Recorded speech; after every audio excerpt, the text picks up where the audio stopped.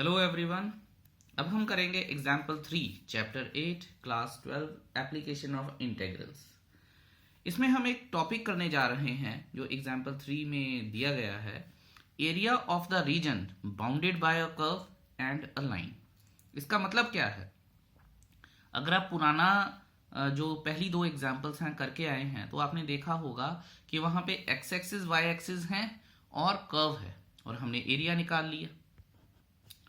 अब कई बार बच्चे पूछते हैं कि सर एक्स और वाई भी तो लाइंस हैं। बच्चों, वो जो लाइंस होती हैं वो कर्व में इंटीग्रेटेड लाइंस होती हैं। वो कर्व मतलब जो कर्व का जो रीजन होता है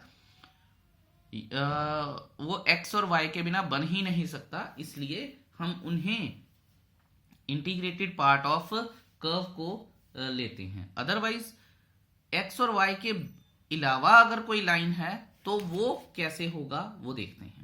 ऑफ कोर्स इस क्वेश्चन को भी हम दो पार्ट से करेंगे, एक वर्टिकल स्ट्रिप और एक हॉरिजॉन्टल स्ट्रिप, ठीक है। लेकिन उससे पहले कुछ बातें समझेंगे। बहुत प्यार से इत्मीनान से ये एग्जाम्पल समझिएगा, बहुत अच्छी एग्जाम्पल है। अच्छा, इक्वेशन है y is equal to x square. ये है क्या? ये पैराबोला है। अब प्रॉब्लम ये है कि बच्चों को ये नहीं पता कि पैराबोला होते कब हैं, क्या होता है, पहचान क्या होती है। जो तो +1 में पढ़ के आए हैं उन्हें तो अच्छे से पता है, अदरवाइज ये भूल जाता है। तो देखते हैं कि सिस्टम चलेगा क्या। तो देखिए, मैं आपको थोड़ा सा पैराबोलास के बारे में बता देता हूं। एक होता है लेफ्ट पैराबोला, एक होता है राइट पैराबोला, एक होता है अपवर्ड पैराबोला और एक होता है डाउनवर्ड पैराबोला। ठीक है जी, ओके। अब आपने ये चीजें तो देख ली। अब आप ये देखिए कि इसकी जो इक्वेशन होती है वो होती है y square is equal to 4ax। इसकी होती है y square is equal to -4ax। मैंने ये गलत लिख दिया। यहाँ पे राइट आना चाहिए, ये राइट पैराबोला है, ये लेफ्ट है। अभी आपको बता भी दूंगा शेप से। फिर ये आ जाएगा x square is equal to 4ay, upward positive direction, ठीक है। Downward x square is equal to -4ay। देखिए अब डायरेक्शंस क्या क्या हैं। बस ये बात का याद रखना है आपको कि ये ओरिजिन है। अगर ये ऐसे है तो ये राइट पैराबोला है। राइट पैराबोला है तो y square is equal to 4ax हो गया। एक्स एक्सिस पॉजिटिव है। ऐसे करेंगे हम तो ये लेफ्ट पैराबोला आ जाएगा, y square is equal to -4ax, ठीक है।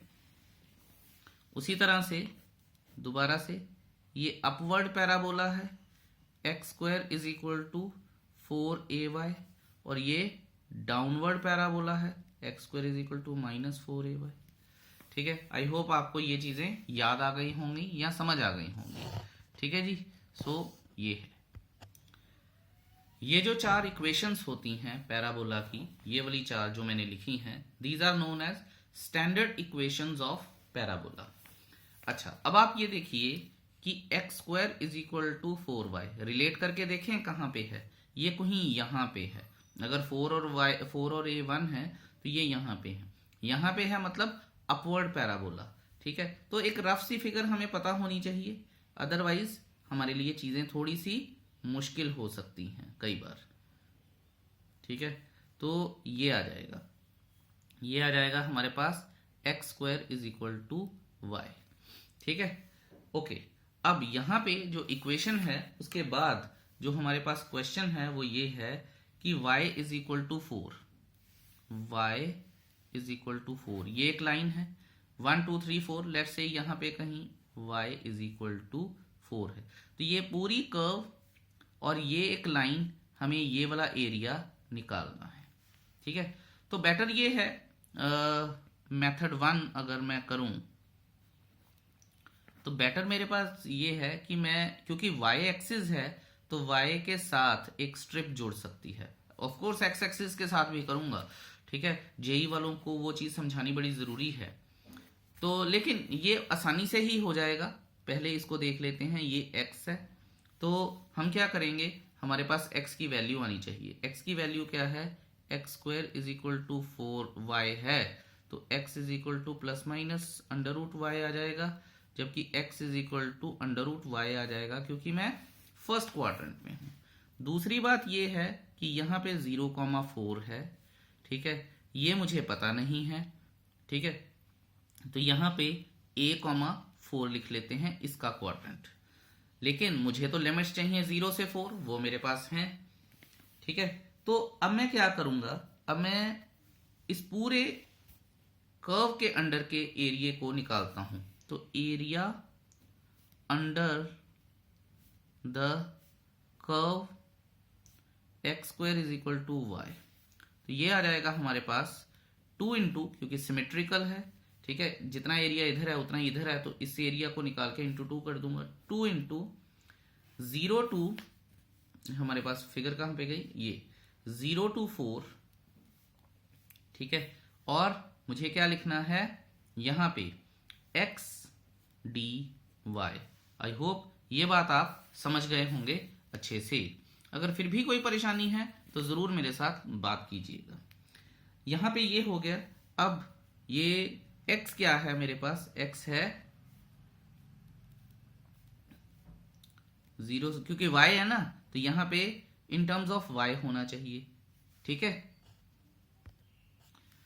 बस इसी बात का ध्यान रखिएगा। बच्चे क्या करते हैं, इसको इंटीग्रेट कर देते हैं, ये गलती नहीं करनी है। अगर यहाँ पे y है तो ये इन टर्म्स ऑफ y होना चाहिए। ये देखो बच्चों, x है अंडर रूट वाई, तो अगर यहाँ पे dy है, ऑपरेटर जो है ऑपरेशन वही लगेगा, तो y की पावर 1/2 dy हो जाएगा। अब अगर मैं इसे इंटीग्रेट करता हूं तो ये आ जाएगा y की पावर 3/2, और यहां आ जाएगा 2/3, और यहां आ जाएगा 0 से 4। कितनी आसानी से हो रहा है, 2 इंटू 2/3, तो यहां पे तो एक तो 0 बन ही जाएगा, यहां पे y की पावर यानी 4 की पावर 3/2 ये आ गया, है ना। तो यहां आ जाएगा 4/3, तो 2 ये आ जाएगा इंटू 8 आ जाएगा, तो 32/3 स्क्वायर यूनिट्स आ जाएगा हमारा answer, area under the curve. बहुत ही सिंपल था, बड़े आराम से हो गया है, कोई हमें तकलीफ नहीं हुई है। लेकिन कहानी वहीं पे है। कहानी क्या है कि अगर हमने ये तो बना लिया, ठीक है, जिनको ये समझ में आ गया इट्स ओके। जेई वाले थोड़ा सा इस पे ध्यान दें जो मैं बताने जा रहा हूं।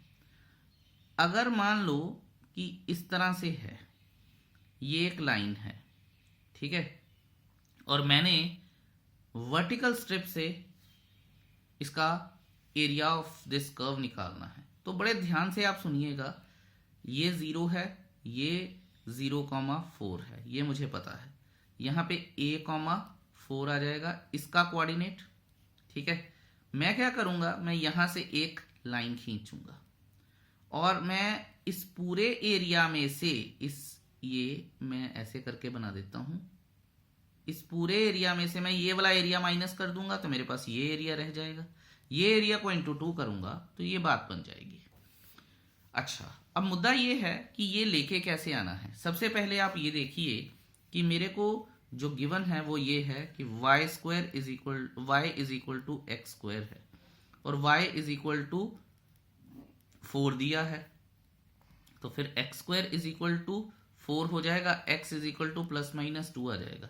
तो यहां पे a की जगह पे अब मैं लिख सकता हूं 2,4, और यहां पे मैं लिख सकता हूं -2,4, क्योंकि y तो 4 ही है, ठीक है।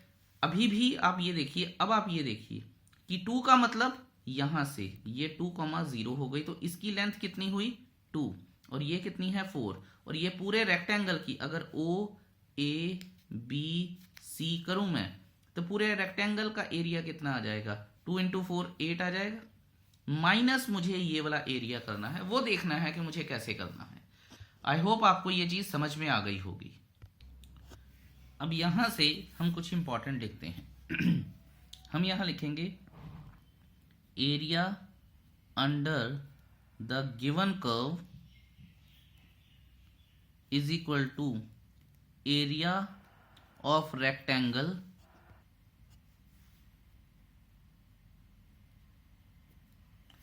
OABC minus area of curve OAB।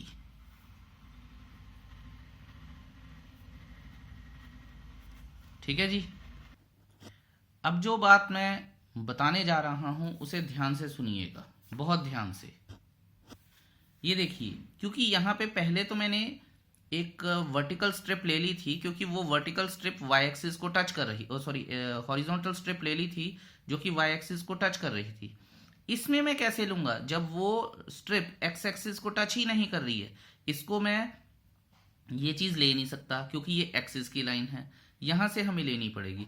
इसलिए अब मैं एरिया और अंडर दिस कर्व निकालूंगा और ये वाली जो स्ट्रिप है ये वर्टिकल स्ट्रिप लूंगा, क्योंकि ये टच कर रही है किसे? एक्स एक्सिस को। ठीक है, इस बात को आप खास ध्यान से समझिएगा, आगे आने वाले क्वेश्चंस में बहुत जरूरत पड़ेगी इसकी।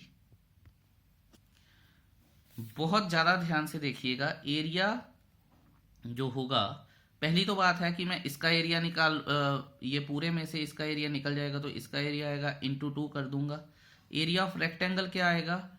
2 into 4, length into breadth, minus, ध्यान से देखेंगे अब हम, लिमिट क्या लगेंगी? 0 से 2 लगेगी।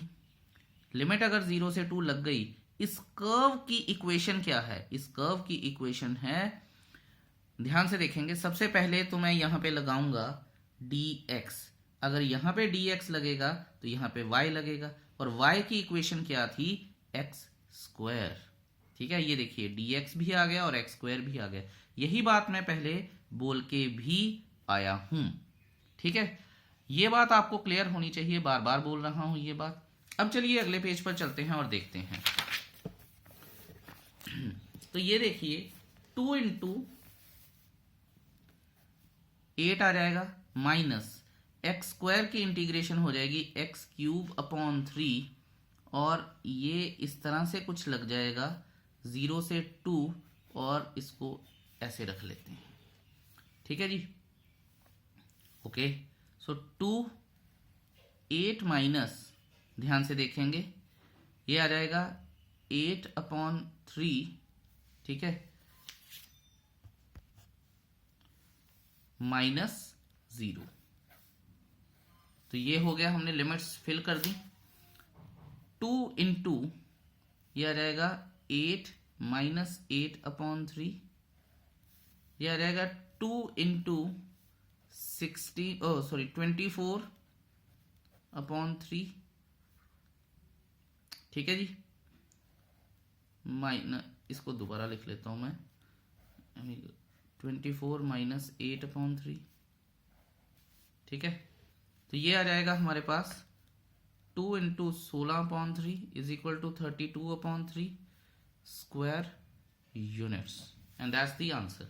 आई होप आपको ये चीज समझ आई होगी कि हमने इस क्वेश्चन को कैसे करने की कोशिश की है। दोबारा थोड़ा सा बताता हूं आपको। जैसे ये कर्व थी, ठीक है, तो हमने यहाँ पे एक ऐसे करके, एक ऐसे करके, एक ऐसे करके रेक्टेंगल बना लिया। मुझे इसका एरिया चाहिए था, इंटू 2 तो करना ही था। तो मैंने क्या किया कि ये जो कर्व जा रही थी, ये वाली जो कर्व थी, और मैंने इस लाइन को और इस लाइन को और इस कर्व को मिला लिया। तो ये ट्राइंगुलर रीजन है, not triangle, not exactly triangle. ठीक है, तो हमने area under the curve along with 2 lines निकाल लिया, टेकिंग द वर्टिकल स्ट्रिप। दोबारा से आपको एक और बात बता देता हूं कि यहाँ पे हमने पहले लिखा था y is equal to, question में जो है हमारे पास है y is equal to x square है, और मैंने वर्टिकल स्ट्रिप ली थी जो कि हॉरिजॉन्टल एक्सिस को टच कर रही है। ठीक है, तो अगर हॉरिजॉन्टल एक्सिस को x एक्सिस है तो यहाँ पे लिख दिया, dx है तो यहाँ पे x in terms of x आना चाहिए क्योंकि ऑपरेटर x के साथ है। अगर ऑपरेटर x के साथ है तो ये एक्स स्क्वायर हुआ, एक्स स्क्वायर हुआ तो ये 0 से 2, ये मैंने बताया था आपको। 0 से 2 कैसे आया? क्योंकि y4 था, is equal to x square है, x is equal to plus minus 2 आ गया, तो यहाँ पे प्लस का 2 आया तो नीचे भी प्लस का ही 2 आएगा। ठीक है, और वर्टिकल स्ट्रिप है इसलिए एक्स एक्सिस की हमें लिमिट्स लेनी पड़ेंगी। सो बहुत सारी चीज़ें ध्यान में रखनी है, लेकिन अगर एक बार ये चीज़ आ जाए तो फिर कोई परेशानी भी नहीं है, इजीली हो जाता है।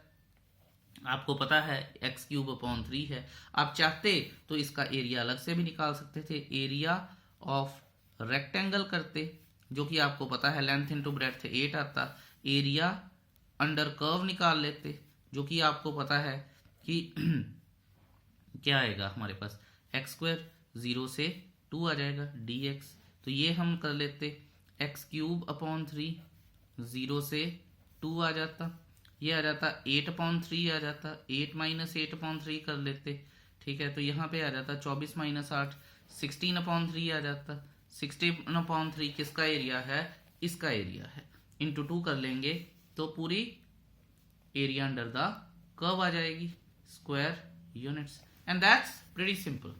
आई होप आपको ये चीज़ समझ आई होगी। फिर भी कोई परेशानी है तो मुझसे ज़रूर बात कीजिएगा और पूछिएगा। Thank you so much for watching this video. Be careful for this concept. Thank you.